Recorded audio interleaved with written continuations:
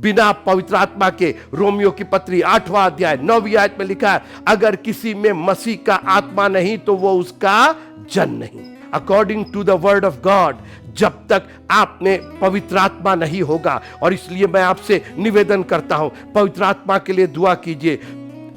खुदावंद यीशु मसीह के पवित्र नाम में आप सबों को बहुत बहुत जय मसीह की। हम निर्गमन की पुस्तक की श्रृंखला चला रहे हैं, सीरीज चला रहे हैं, और मैंने जैसे बार बार कहा कि पुराने नियम की जो किताबें हैं उनकी जो हम श्रृंखला या सीरीज चला रहे हैं, उसका मतलब इस्राएलियों का इतिहास बताना नहीं है। उसका मतलब ये नहीं है कि हम आपको सिर्फ पुराने नियम की बहुत सारी बातें जो अब पूरी हो चुकी हैं उसमें ऐसा उलझा दें कि इतिहास पढ़ने के चक्कर में हमारा भविष्य कहीं बर्बाद ना हो जाए। मैं ये तस्दीक करना चाहता हूं कि पुराना नियम जो हमारे पवित्र धर्मशास्त्र में रखा गया है, वो इसलिए रखा गया है कि वो इस बात को सिद्ध करे कि वो आने वाली बातों का प्रमाण, छाया, जो नए नियम में होने वाली थी बातें, उसको पुराने नियम ने पहले से हमारे लिए, मानव जाति के लिए पहले से लिख दिया। यीशु मसीह के बारे में हजारों साल की भविष्यवाणियां, और मेरा यही उद्देश्य है कि आप पुराने नियम का इस तरीके से अध्ययन करें कि आपको यह समझ में आए कि नए नियम में वो पुराना नियम कहां कहां फिट होता है, किस तरीके से वो बातें पूरी होती हैं, और ये चीज आपको अंदर से मजबूती प्रदान करेगा। निर्गमन की पुस्तक उसका 25वां अध्याय उसकी 8वीं और 9वीं आयत पर हम ध्यान देंगे, और उसमें 2 स्थान के बारे में चर्चा की गई है। निर्गमन की पुस्तक उसका 25वां अध्याय और उसकी 8वीं और 9वीं आयत, और वे मेरे लिए एक पवित्र स्थान बनाए कि मैं उनके बीच निवास करूं। जो कुछ मैं तुझे दिखाता हूं, अर्थात निवास स्थान और उसके सब सामान का नमूना, उसी के अनुसार तुम लोग उसे बनाना। 2 जगह है, एक निवास स्थान और निवास स्थान में पवित्र स्थान। 25 अध्याय से लेकर के और 40 अध्याय तक जो निर्गमन का आखिरी अध्याय है, इन 16 अध्यायों में इस निवास स्थान और पवित्र स्थान की चर्चा हुई है। अलग अलग पुस्तकों में, धर्मशास्त्र के अलग अलग पुस्तकों में 50 अध्याय में इस निवास स्थान और पवित्र स्थान की चर्चा हुई है।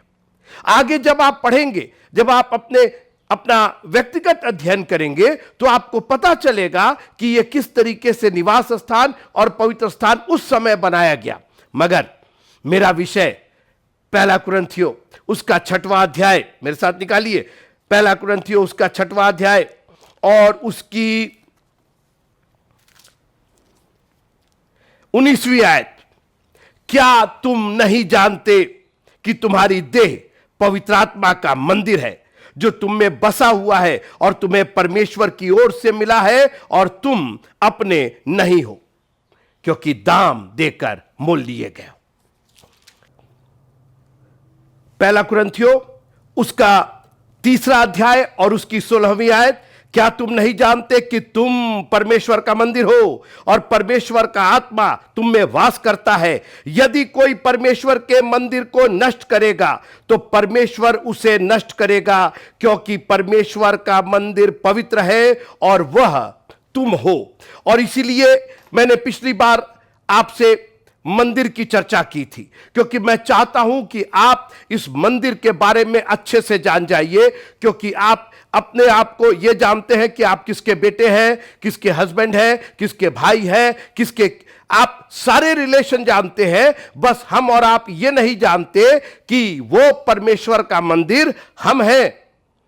और इसीलिए इस देह को जितना हमने अब्यूज किया है, जितनी इसकी दुर्गति और बेकदरी की है, एक दंड है मित्रों इसके साथ। इस परमेश्वर के मंदिर को खबरदार कोई अगर नष्ट करेगा, अरे हम नहीं करे, हमारी वाइफ ने ऐसा कर दिया, हमारे हस्बैंड ने ऐसा कर दिया, हमारी फैमिली ने ऐसा कर दिया, ये बहाना नहीं चलेगा। ये आप का मंदिर है और आप इसके रक्षक हैं। मैंने पिछली बार बात की थी मंदिर के बारे में। मंदिर एक स्पेशल भवन होता है, एक विशेष भवन होता है, जहां उसमें रखे हुए, उसमें बसे हुए इष्ट के अलावा किसी और की उपासना नहीं होती और वहां और कोई काम नहीं होता है। मैं आपसे पूछना चाहता हूं, आप इस देह के मंदिर को किन किन कामों के लिए इस्तेमाल कर रहे हैं? एक और खूबी है मंदिर की कि मंदिर जब बनाया जाता है तो सबसे पहले उसका, जैसे जमीन पहले ली गई और उसके बाद जो मंदिर का निर्माण होना है, तो सबसे पहले एक गेट बनता, एक द्वार बनता है और उस द्वार को अंग्रेजी में बोलते हैं कॉन्सिक्रेट किया जाता है, अलग किया जाता है, अभिषेक किया जाता है प्रार्थना के द्वारा। अब अभी मंदिर अंदर बनना है लेकिन द्वार बन चुका है। क्यों द्वार बना करके उसको अभिषेक किया जा रहा है? इसलिए कि अब जो भी मटेरियल, जो भी सामग्री मंदिर के बनने के लिए अंदर जाएगी, वो इस अभिषिक्त, कॉन्सिक्रेटेड, अलग किए हुए द्वार के थ्रू ही जाएगी, उसी के द्वारा जाएगी। मित्रों, मत भूलिएगा, यीशु मसीह ने कहा द्वार मैं हूं, मेरे बगैर और कोई प्रवेश नहीं कर सकता। अगर कोई इधर उधर से प्रवेश करता है तो वो चोर और डाकू है। द्वार मैं हूं, I am the door, the consecrated, the living, the holy gate is our Jesus Christ. बिना यीशु के द्वारा, बिना उसका नाम लिए आपका उद्धार नहीं होगा। इस मंदिर को अगर आपको सजाना है, संवारना है, यीशु के द्वार से अंदर आइए और उसका द्वार उसका वचन है। मित्रों, मैं प्रभु का धन्यवाद करता हूं कि उसने हमें एक ऐसा अनंत काल का द्वार दिया है। जो भी सामग्री उस द्वार से होकर के जाएगी वो कॉन्सिक्रेटेड होगी, वो होली होगी, पवित्र होगी, वो शुद्ध की जाएगी। जब यीशु मसीह इस दुनिया में थे, कितनों को उन्होंने शुद्ध किया। जो कोढ़ी थे, बोल करके अपने वचन से जा, अपने आप को याजकों को दिखा, जाते जाते वो शुद्ध हो गए। जानते हैं, वो सिर्फ जा नहीं रहे थे, वो वचन के साथ जा रहे थे, वो आज्ञाकारिता के साथ, वो हुक्म मानने के साथ जा रहे थे। जब आप खुदावंद के वचन के अनुसार चलते हैं मित्रों, आप शुद्ध होते चले जाते हैं। और मंदिर शुद्ध की हुई चीजों से, उसमें जो सामग्री इस्तेमाल की जाएगी वो शुद्ध सामग्री इस्तेमाल की जाएगी। मैं आपसे पूछना चाहता हूं, जो विचार आप लेकर के आते हैं, जो सोच आप लेकर के आते हैं, जो चीज आपके अंदर जाती है, क्या वो शुद्धता की होती है? क्या वो परमेश्वर के कलाम से होती है? क्योंकि जो चीज अंदर आ जाती है वही चीज बाहर आती है। जब आपके मुंह से भद्दी भद्दी बातें, जब आपके मुंह से ईर्ष्या, जब आपके मुंह से दूसरों के प्रति बुराई निकलती है, जब आप दूसरों के पर लांछन लगाते हैं, यही अंदर गया है आपके और यही बाहर आ रहा है। दुआ कीजिए, प्रभु जी, मेरा मंदिर ऐसी सामग्रियों से, ऐसी शुद्ध सामग्रियों से बनेगा जिसमें सिर्फ पवित्र आत्मा का निवास होगा। एक और खूबी है कि जब मंदिर का भवन बन जाता है तो वो उस वक्त तक इस्तेमाल करने के लोग उस वक्त तक वहां नहीं पहुंचते हैं जब तक कि उस मंदिर का इष्ट वहां पर स्थापित नहीं हो जाता है। जब तो उस भवन की प्रतिष्ठा, उसके अंदर जो इष्ट है, जिसकी पूजा होनी है, जिसकी आराधना होनी है, जिसके लिए वो मंदिर बना है, जब तक वो स्थापित नहीं हो जाता है तब तक उस भवन की कोई वैधता, कोई मूल्यता नहीं है। मित्रों, ये शरीर उस वक्त तक बिल्कुल बेकार है, ये मिट्टी का है, मिट्टी में मिल जाएगा। मगर निवास स्थान में जब पवित्र स्थान बन जाता है, जब वो इष्ट आ जाता है, यीशु मसीह ने कहा यरूशलेम में ठहरे रहना, तुमको सामर्थ मिलेगी। और लिखा है दूसरे अध्याय प्रेरितों में, और आकाश से बड़ी आवाज आई, आंधी सी आवाज आई और पवित्र आत्मा हर एक पर ठहर गया। अब क्या हो रहा था? उस निवास स्थान में, उस मंदिर में एक जो इष्ट था, जो उस मंदिर में पूजा जाने वाला था, जिसकी आराधना होने वाली थी, अब वो उसके अंदर आ गया। बिना पवित्र आत्मा के, रोमियो की पत्री 8वां अध्याय 9वीं आयत में लिखा है, अगर किसी में मसीह का आत्मा नहीं तो वो उसका जन नहीं। आप कहते रह जाइए मैं क्रिश्चियन हूं, मैं ईसाई हूं, मेरा नाम आप देख लीजिए, मेरे पापा का नाम देख लीजिए, होगा according to the word of God जब तक आपने पवित्र आत्मा नहीं होगा। और इसलिए मैं आपसे निवेदन करता हूं, पवित्र आत्मा के लिए दुआ कीजिए। जरूरी नहीं है कि कोई आपके ऊपर हाथ रखे, आपको हिलाए, कोई कन्वेंशन हो, कोई रिवाइवल हो, जी नहीं। आप अपने घर में जाकर के अगर आपका दिल शुद्ध है, आप मांगिए। लिखा है कि वो अपने मांगने वालों को, सिर पर हाथ रखने वालों को नहीं, हिलाने वालों को नहीं। आज बड़ी बड़ी कन्वेंशन होती कि हम पवित्र आत्मा दिलाएंगे, जी नहीं। पवित्र आत्मा का देने वाला तो हमारा प्रभु है। यरूशलेम में ठहरे रहना, आज प्रॉब्लम यह है कि हम लोग ठहरे नहीं रहते हैं, और ठहरते हैं तो फलाने पादरी साहब आएंगे और फलाने प्रीचर आएंगे, जी नहीं। हमको किसी के लिए नहीं ठहरना है। अगर आप चाहते हैं कि इस निवास स्थान की, इस मंदिर की प्रतिष्ठा हो, इसके अंदर पवित्र आत्मा को संभाल लीजिए, वो पवित्रों का पवित्र स्थान बना लीजिए मित्रों। क्योंकि जब तक वो मंदिर का जो ईष्ट है, जिसकी आराधना होनी है, उपासना होनी है, जब तक वो उस भवन में नहीं होगा, भवन की कोई कीमत नहीं है। एक और बात है, भवन मंदिर कभी भी अंधेरा नहीं रखा जाता। वहां एक पुजारी नियुक्त किया जाता है, सूरज डूबा नहीं कि दिया जल जाता है। मित्रों, मैं आपसे पूछना चाहता हूं कि आपने कब दिया जलाया है? दिन में तो सूरज की रोशनी होती है और हमारा प्रभु सूर्य से बढ़ करके है। दिन भर आप उसकी रोशनी लीजिए और शाम को भी उसका वचन जला लीजिए। तेरा वचन मेरे पांव के लिए दीपक। वो दीपक कब काम आएगा? कब जलाया है आपने दीपक? शाम को तो पता नहीं क्या क्या खुल जाता है और क्या क्या जल जाता है। लेकिन according to the word of God, अगर आप जानते हैं कि आपका ये शरीर परमेश्वर का मंदिर है, वचन का दिया जला दीजिए उसके अंदर। हमेशा रोशनी रखिए। मंदिर कभी भी अंधेरा नहीं रहना चाहिए।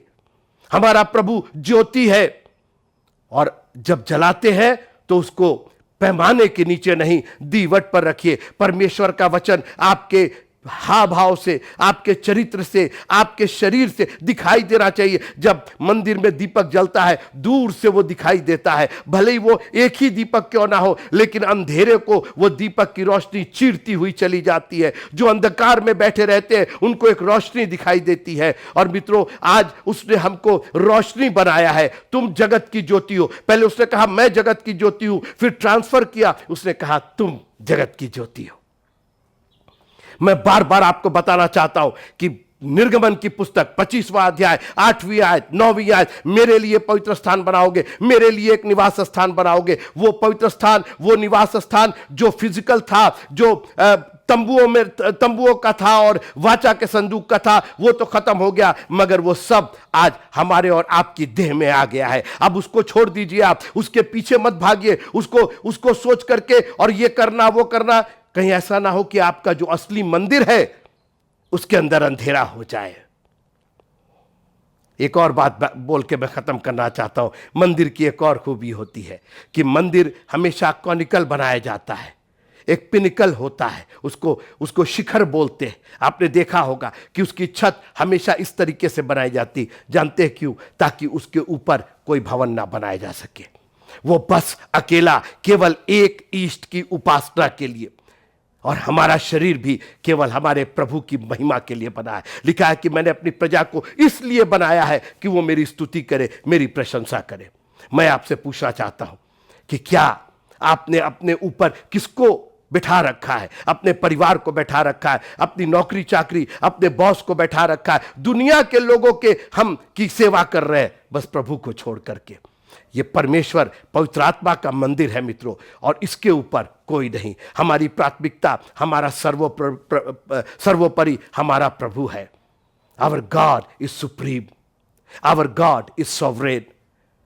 वो सिर्फ ईश्वर नहीं, वो ईश्वरों का ईश्वर है, वो परम ईश्वर है। He is the Almighty. He is not just a mighty God. He is an Almighty God. वो सर्वशक्तिमान परमेश्वर है। और इसलिए मेरे इस मंदिर पर अगर किसी का छाया है, अगर कोई इसमें बसा है, तो पवित्र आत्मा बसा है। ये निवास स्थान और ये पवित्रों का पवित्र स्थान, प्रभु हमें ताकत देना कि हम इसको कहीं से गंदा ना करें, कहीं से नष्ट ना करें, क्योंकि अगर हमने इसको नष्ट किया तो हमारा भी नाश होना तय है। लेकिन आपने अपने वचन के द्वारा, उस द्वार के द्वारा जो भी चीजें, इस वचन के द्वारा जो भी चीजें मेरे जीवन में आएंगी खुदावन, वो पवित्र होंगी, वो शुद्ध होंगी, वो तेरे को ग्रहण योग्य होंगी। प्रभु आप सबको बड़ी आशीष दे। निर्गमन की पुस्तक का बाकी अध्ययन करते रहिएगा, उसको छोड़िएगा नहीं, 25, 26, 27, और देखिएगा कि किस तरीके से निवास स्थान को कितना महत्व दिया गया। सोचिए, जब उस निवास स्थान को, जो शारीरिक था, जो तंबू का था, जो उखाड़ा जाता था और गाड़ा जाता था और कैसा जब उसको इतना महत्व दिया गया, 16 अध्याय निर्गमन में, 50 अध्याय पूरी बाइबल में, तो हमारे और शरीर का कितना महत्व है। हम अपने आप को सोचते कोई भी इसको इस्तेमाल कर दे, कोई भी कुछ बोल दे, किसी को भी हम कुछ बोल दे। खबरदार, ऐसा मत कीजिएगा। तुम परमेश्वर का मंदिर हो, परमेश्वर का आत्मा तुम में वास करता है। तुम अपने नहीं, दाम दे करके मोल लिए गए हो। प्रभु आप सबको बड़ी आशीष दे। जय मसीह।